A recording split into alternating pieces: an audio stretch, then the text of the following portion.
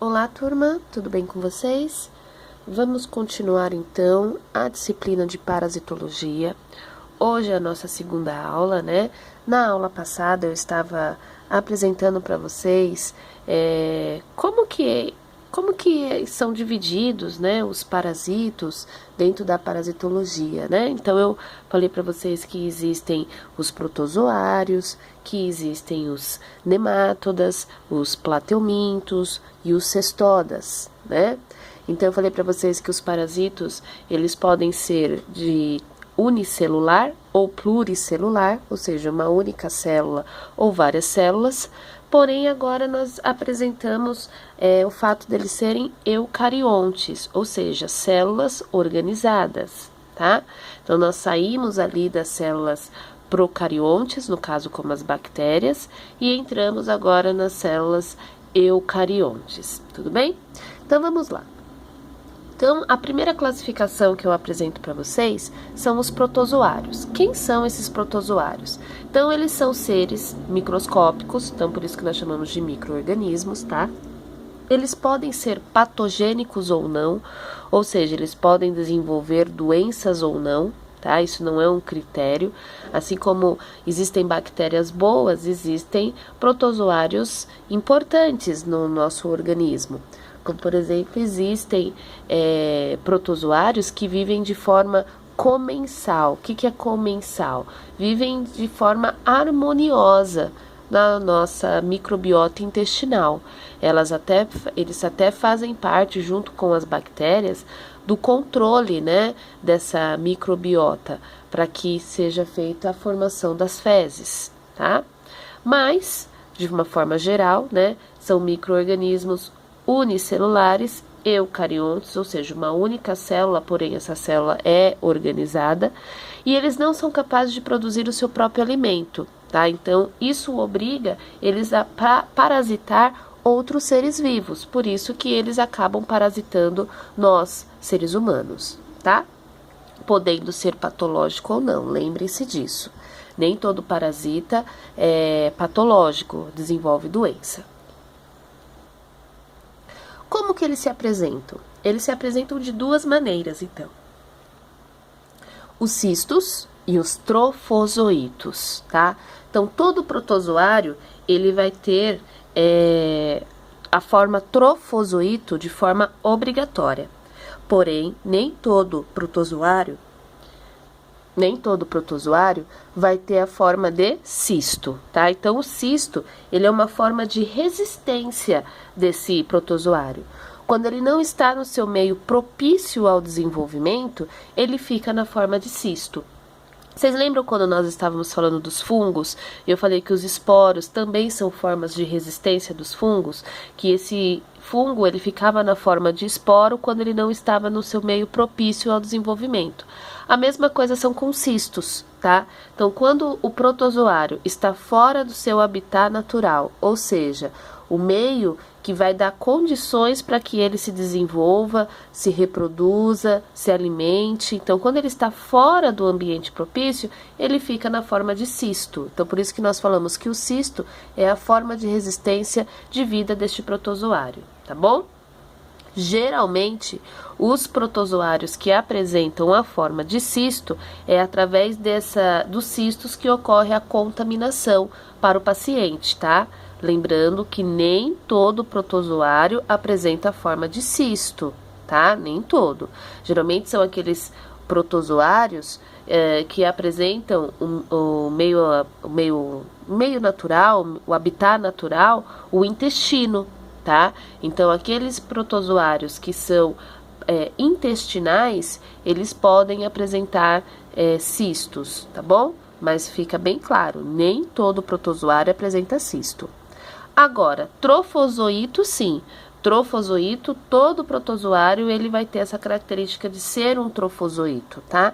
Então, é a forma ativa deste protozoário. É a forma que ele fica quando ele está no seu habitat natural, no seu meio propício ao desenvolvimento. É na forma de trofozoíto que o protozoário, ele acaba se alimentando, se locomovendo e se reproduzindo, tá? este é o grande problema, porque quando o protozoário, na forma de trofozoito, começa a se reproduzir, se nós estivermos falando de um protozoário patológico, ou seja, que desenvolve uma patologia, né, no organismo humano, o grau da infecção parasitária vai aumentando. Tá? Então, por isso que a gente tem que tomar os cuidados de tratamento e profilaxia, para impedir que esse trofozoito se reproduza. Tudo bem? Então, quais são as morfologias que os protozoários apresentam?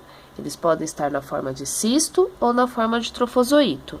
Cisto é a forma de resistência desse protozoário, ou seja, quando ele não está no meio propício ao seu desenvolvimento.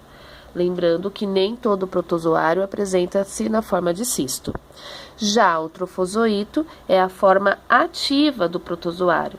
Quando ele está no meio propício ao seu desenvolvimento, no seu habitat natural, aí ele se transforma na forma de trofozoito para que ele possa principalmente se reproduzir. Certinho? Então, olha só. Coloquei algumas imagens aqui para vocês, tá? Aos pouquinhos, nós vamos passar por todas essas patologias. Então, olha só. Aqui em cima, né, eu coloquei fotos de cistos para vocês, tá? Então, aqui a foto de um cisto de uma entamoeba. Aqui a forma de cisto de uma giardia. Forma de cisto de um toxoplasma gondii. Tá? Então, vocês podem perceber que os cistos, eles geralmente são arredondados, tá? E percebam a organização celular, né? Então, olha só, eu tenho a presença de núcleo, tá? Então, são formas celulares bem organizadas. Eu tenho uma membrana delineando, né? Muito bem organizada, né? Dá para eu fazer a definição certinha dessa célula. E embaixo eu tenho aqui, ó, os trofozoitos, tá? Então, são as formas ativas desses protozoários. Então, eu coloquei aqui em cima um cisto de entamoeba, embaixo um trofozoito de entamoeba, tá? Então, ele é um pouco maior, né? Ele tem a capacidade de se locomover e de se reproduzir. Coisa que o cisto não acontece, tá? Aqui embaixo, então, ó, vários trofozoitos de Giardia lamblia. Nós vamos passar por ela em breve, tá? E aqui também, ó, trofozoitos de Toxoplasma gondii. Olha que diferente, né? Aqui o cisto é arredondado com vários núcleos. Cada pontinho roxo desse são núcleos, tá? E aí aqui, ó, quando esse cisto está no seu ambiente propício ao desenvolvimento, que é o intestino, ele fica nessa forma, né, de lua, é o trofozoito, e ali ele faz a sua reprodução, tá bom? Então, a gente vai passar por essas patologias, mas eu só quis mostrar para vocês a diferença entre cisto e trofozoito. Vamos começar com a primeira patologia, então. Amebíase, tá? O que é a amebíase? Então, a amebíase é uma patologia intestinal, ou seja, acontece no intestino, ocasionada por um agente patológico, que é um protozoário, chamada entamoeba histolítica, tá? Então, esse protozoário, ele é patológico. Se vocês forem pesquisar ou lerem algum livro, vocês vão ver que existem várias espécies de entamoeba. Dentre elas, a entamoeba coli, tá? Essa entamoeba coli, ela é comensal, ou seja, ela vive normalmente em harmonia no nosso intestino, tá? A não ser que nós tenhamos uma infecção intestinal muito avançada, até mesmo por outro protozoário ou alguma outra bactéria, tá? Que daí essa entamoeba coli, ela começa a se proliferar de uma maneira muito rápida, muito desorganizada, e aí sim acaba ocasionando diarreia. Mas, normalmente, a entamoeba coli vive normalmente no nosso organismo, tá bom? A patológica é a entamoeba histolítica. Então, como que ela se apresenta? Qual que é a morfologia dessa entamoeba histolítica? Ela tem tanto a sua forma de cisto, quanto a sua forma de trofozoito. Então, quando ela está fora do seu habitat natural, do seu meio propício ao desenvolvimento, ela fica na forma de cisto. Onde que ela estaria na forma de cisto? Na água contaminada, nos alimentos contaminados, no solo contaminado, tá? Então, quando ela não está no ambiente propício, que é o organismo humano, o intestino, ela vai estar na forma de cisto. Quando ela vai estar na forma de trofozoito? Aí sim, né? Quando ela vai estar na forma ativa, quando ela estiver dentro do intestino, e eu sou bem específica, do intestino grosso. Mas como que ela vai parar ali, Amanda? Então vamos lá. Através da contaminação, da ingestão de cisto.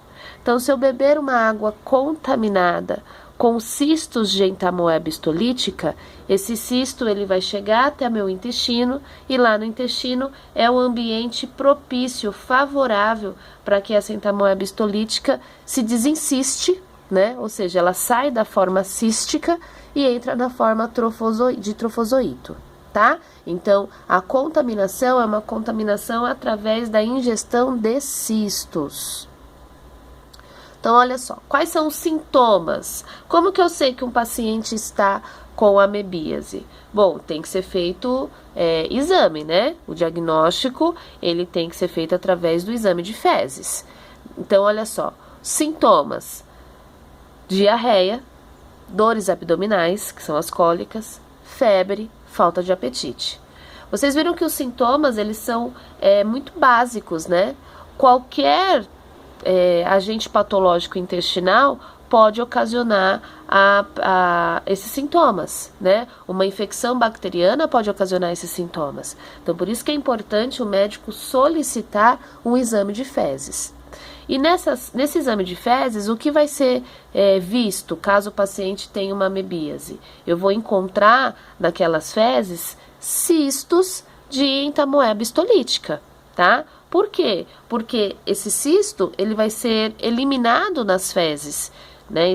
Esse parasito, a entamoeba histolítica, vai ser eliminado nas fezes. E quando a entamoeba sai do intestino, ela não está mais no seu ambiente propício. Então, o que esse trofozoito faz? Vira cisto novamente. Então, toda vez que eu pegar uma amostra de fezes, isso é mais voltado para o pessoal da análises clínicas, né? Mas eu passo como curiosidade aqui para vocês. Toda vez que pegar uma amostra de fezes e olhar no microscópio e ver a presença de cistos de entamoeba histolítica, é positivo para a amebíase, tá? Como que eu trato? Então, deu lá a amebíase, foi encontrado cisto nas fezes do paciente. Como que trata? O medicamento de escolha é o metronidazol, tá? Então, o metronidazol, ele acaba interferindo ali nos trofozoitos, impedindo a sua reprodução. Se eu não tenho trofozoito se reproduzindo, eu controlo essa infecção e aí o paciente entra em cura.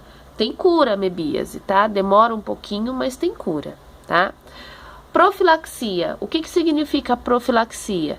Medidas preventivas, ou seja, o que eu tenho que fazer para não me contaminar com a amebíase, tá? Então, primeira coisa, tratamento dos parasitados. Nós temos que pegar esse paciente que está doente e tratar esse paciente, porque ele pode ser uma fonte de disseminação de cistos. A gente já fala lá do ciclo de vida e vocês vão entender melhor. Saneamento básico, né? Então, eu não posso ter esgoto a céu aberto. Aqueles cistos eliminados nas fezes do paciente contaminado, se ele for exposto ao meio ambiente, ali pode vir moscas, baratas, né, pousar nessas fezes e aí acabar transportando esses cistos. É o que nós chamamos que esses insetos são vetores mecânicos, ou seja, eles acabam transmitindo esses tipos de doenças, né? Eles não são específicos, mas eles acabam transmitindo essas parasitoses, tá? Higiene pessoal seria o quê? Lavar as mãos após ir ao banheiro, né? Então, sempre lavar as mãos após usar o banheiro, para que você não corra o risco, né, de ter cistos ali na sua mão e você acabar colocando a mão na boca ou acabar contaminando os alimentos, tá?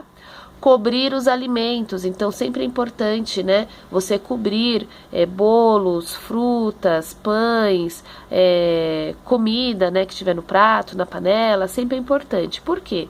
Se uma mosca pousar, vamos pegar uma maçã, por exemplo, se uma mosca pousar lá na maçã e essa mosca tiver um cisto colado na sua patinha, na hora que ela pousa na maçã, esse cisto pode ficar na maçã. Aí você vai pegar a maçã, não lava a maçã, você pega a maçã, come a maçã estava contaminada com o cisto, pronto, você está contaminado com a amebíase, tá? Então, olha só a importância de cobrir e lavar bem, né, frutas, verduras, tudo bem? Aí eu até falo, se vocês estiverem comendo, né, e pararem o almoço por algum motivo, e aí pousar uma mosca neste prato, gente, joga fora. Tá? Eu sei que é complicado isso, mas o risco de uma contaminação, não só de amebíase, todas as outras patologias que nós vamos passar, tá? O risco de uma contaminação é muito grande. É o que eu falo, né? Eu acabo com a vida de vocês quando a gente começa a falar de microparasitologia, né? Porque eu não deixo vocês fazerem mais nada. Mas a gente tem que tentar evitar essas patologias, tá bom? Fervura da água, então não beber água que não seja filtrada ou fervida, né? Evitar de beber água de torneira justamente por causa disso, porque você não sabe como que está a qualidade dessa água. Essa água pode estar contaminada com cistos, não só de entamoeba, mas outros agentes patológicos. Tá aí então, ó, o cisto de entamoeba histolítica, tá? Ele é bem bonitinho, né, ó? Ele é redondinho e ele apresenta de 4 a 5 núcleos no seu interior. Dá para vocês verem aqui o núcleo, ó? 1, 2, 3, 4, 5 núcleos neste caso, tá? Eles são encontrados nas fezes do paciente ou até mesmo na água, no solo, nos alimentos contaminados, tá? Então,